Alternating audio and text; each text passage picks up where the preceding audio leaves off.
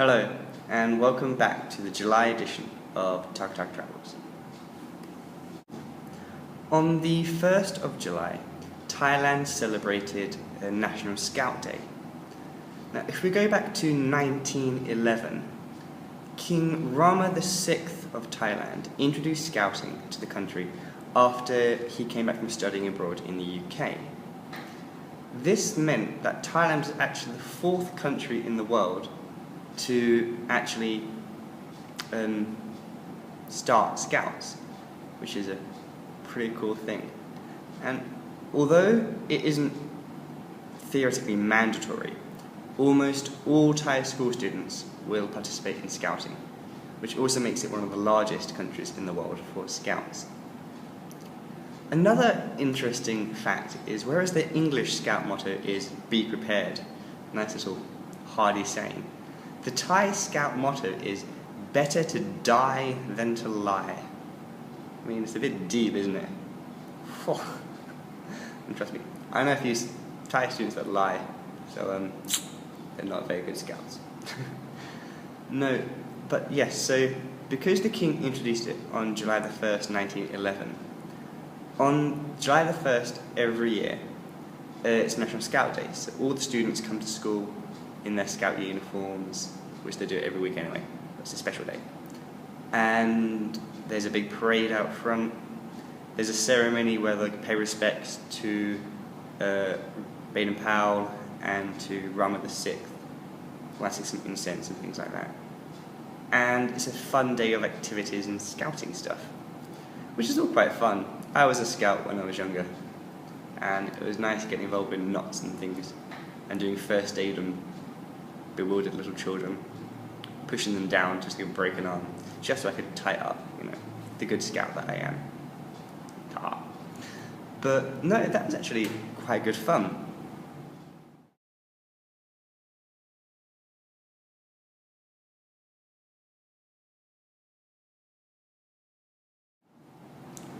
On the 18th of July, the school also celebrated a National Science Day. So this meant for the entire week previously, all of the students had been making, in their grades, different experiments or stories and things like that. And then they'd take it in turn on the Science Day to make a rota around the canteen, each visiting a different station and learning what each grade had been doing. So I went around with my camera, participating where I could. And there's also funny tricks, like trying to pull paper out of bottles in the correct scientific matter and putting needles through blown up balloons without popping them. It was all quite good fun actually, and I managed to win quite a few sweets. That's what they give you as a reward. Sweets. It's like, yeah. It's why I'm a great teacher, so I just give away sweets. I'm like, you've done well, have a sweetie. It's not creepy in any way whatsoever. It's good. But yeah, it's a Science Day. We just toured around the canteen. Each grade had made a different project, and we looked at those, into discussion, and they got to have some fun, which was nice.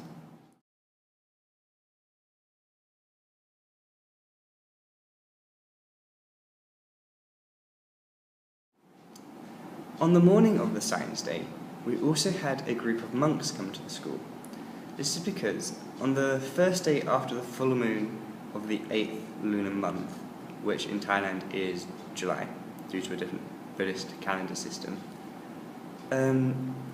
this marks the beginning of the Pasam, which is essentially usually referred to as Buddhist Lent. If theory goes, an awfully long time ago, in the founding age of Buddhism, the scholars and preachers would live a nomadic lifestyle and wander around the communities talking about the Buddha. Now, they usually slept outside and wandered by day, sleeping. However, at the beginning of the rainy season, they would have to stop because obviously they couldn't sleep outside anymore. And wealthy townspeople, in return for obviously some credit in the Buddhism system, would house a bunch of monks for 3 months during the rainy season, where they would just meditate and stay without getting in any danger in the outside storms. As time went by, these wealthy people started setting up specific monk houses where the monks would stay during this rainy season, and this is where the Buddhist monastery was born. It's quite an interesting idea. I'm not sure if it's true, but it's pretty cool, and it makes a lot of sense. So these 3 months, July, August, September, and beginning of November, so mid-July to mid-November, is the Buddhist Lent. And what this means is that the monks will usually go into deep meditation. They won't usually leave certain places if they're a certain class of monk. And it's just a generally confined spiritual retreat. But it also means a lot of Buddhists, as in Christian Lent, will give something up for the 3 months, like smoking or alcohol, candy. And I mean, that's 3 months. The Christians do it for 40 days, which is still pretty good going. 3 months is a long time. It's cool. So the monks came to our school for that, and we gave them alms and stuff. It was nice.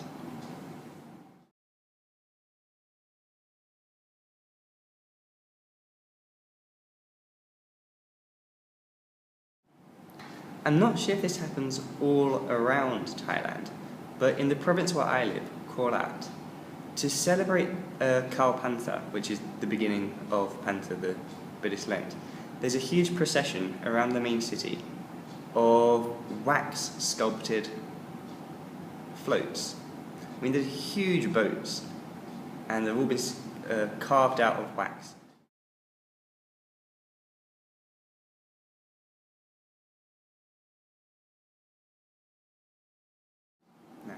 Every ampur will send its own float. Now, an ampur is basically a township. I live in the district of Chok Chai, and we sent about 6, each corresponding to each of the towns in my district. So you had the Klatok, Chok Chai, Plub Pla, and each one sent their own float.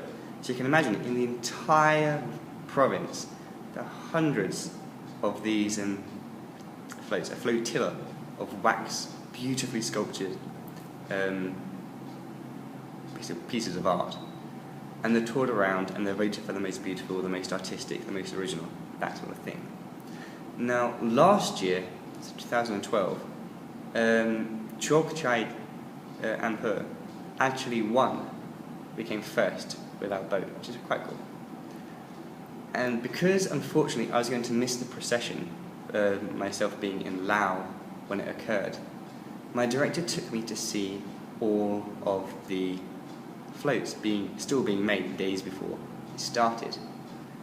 And they're made in the monasteries, and the monks help out, and people do it for credit and things. And it's fantastic. There's so many people working on each one, each with their own skill sets. So some will be carving, some will be moulding, some will be heating and melting the wax.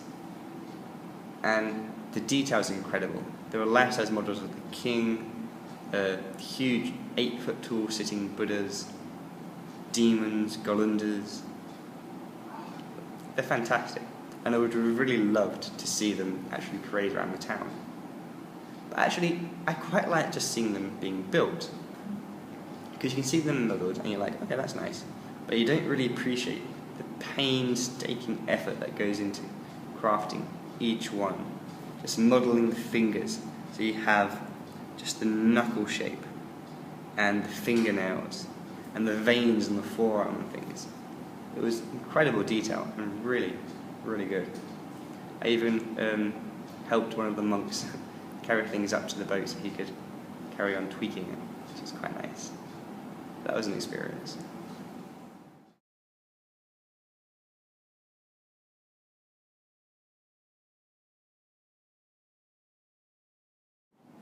The final thing I'll mention regarding July before I finish in time for Laos next time was on one of the weekends I went to stay with Scott. Now Scott, as I mentioned in my last video, is a Thai student who works, who helps with one of the teacher programs here. So I went to stay with him, met a few of his university friends, and we went out on the town. Oh, nothing really happened. We went for pizza when I arrived, because I said I wanted pizza, so we went for pizza. And then there was some Germans, some Finns, and some Thais. And I'm quite a sensible person. I don't stay out late, or not that late. I met a girl checking into my hostel at the same time as me. I helped her show around Bangkok. She had a flight to catch, which meant she needed to leave for the airport at 5:30 in the morning. When I got back in the morning, she was running late out of the door. I think it was about 5:45 I crawled back in. I'm too old for this, I really am. But no, that was a really, really good evening. It's nice to actually go to these places with Thai people, because they know where the best bars are, all the little secrets and stuff. So it was good fun. So, my next video will be a special edition, talking about my half-term break to Laos. But until then, goodbye.